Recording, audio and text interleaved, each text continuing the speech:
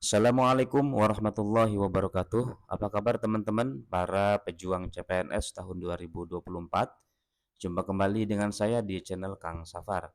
Di video kali ini kembali saya akan berbagi informasi untuk teman-teman khususnya para peserta CPNS tahun 2024 yang saat ini tengah menanti pengumuman hasil tes SKD yang sudah dilakukan beberapa waktu yang lalu.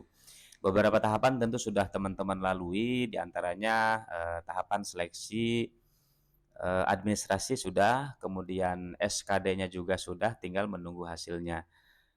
Nah, yang menjadi pertanyaan teman-teman, ketika nilai SKD teman-teman pas-pasan gitu ya, tidak apa-apa walaupun pas-pasan, yang penting masuk dulu ke tahapan berikutnya atau ke tahapan SKB.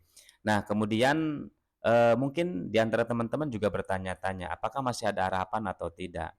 Yang perlu teman-teman ketahui bahwa eh, setelah nilai SKD keluar, kemudian dilakukan perankingan ya, yang tentunya dari hasil SKD itu masing-masing dari 3 itemnya sudah mencapai passing grade ya. Jadi selain nilai SKD teman-teman, nilai SKB dan integrasi nilai itu akan menjadi penentu utama lolos atau tidaknya CPNS 2024.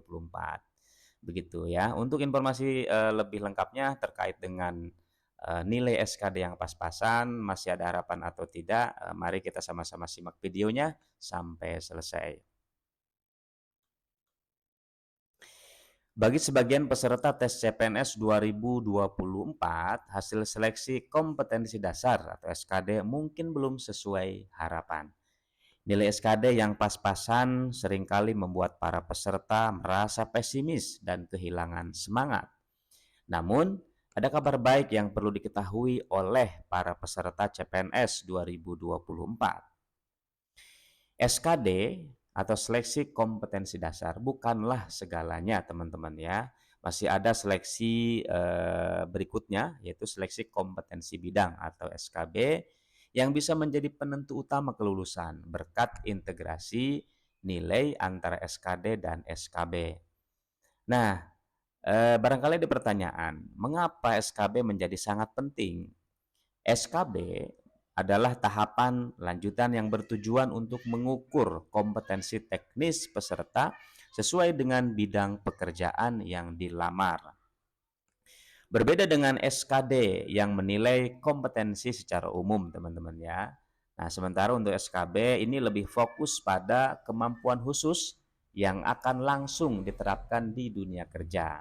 Oleh karena itu, performa di SKB ini bisa memberi pengaruh besar terhadap total skor akhir, terutama dengan sistem integrasi nilai yang digunakan dalam seleksi CPNS tahun 2024. Nah, teman-teman, sistem integrasi nilai SKD dan SKB ini peluang besar ya bagi semua peserta CPNS tahun 2024 ini. Jadi dalam sistem seleksi CPNS 2024, nilai SKD dan juga SKB ini akan digabungkan untuk menentukan peringkat akhir setiap peserta. Nilai SKD memang memberi pengaruh, tetapi SKB memiliki bobot yang sangat besar. Ini berarti meski nilai SKD teman-teman pas-pasan gitu ya, hanya nyampe pada batas minimal saja. Nah, peluang untuk lolos tetap terbuka lebar jika berhasil memaksimalkan nilai SKB. Justru disinilah peserta dengan nilai SKD rendah masih bisa memperbaiki posisinya dengan performa SKB yang optimal. Nah, teman-teman, ini ada 3 alasan ya. Ada 3 alasan kenapa ketika nilai SKD teman-teman pas-pasan, tetapi harus tetap semangat belajar untuk mengikuti seleksi SKB. Alasan yang pertama, poin SKB ini bisa menentukan hasil akhir ya teman-teman.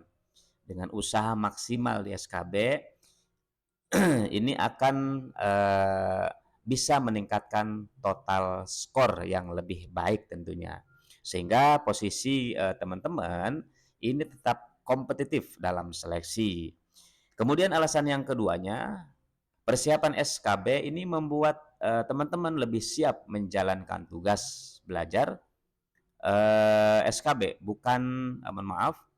Yang kedua, alasan yang keduanya, persiapan SKB membuat teman-teman lebih siap menjalankan tugas. Nah, teman-teman, belajar SKB bukan hanya untuk menambah skor semata ya, tetapi juga menyiapkan teman-teman menjadi ASN yang kompeten. Memahami materi SKB sesuai bidang teman-teman ya, sesuai dengan bidang yang dilamar ini akan memberi bekal kuat saat teman-teman nantinya diterima sebagai ASN. Kemudian alasan yang ketiganya adalah mengasah mental pejuang.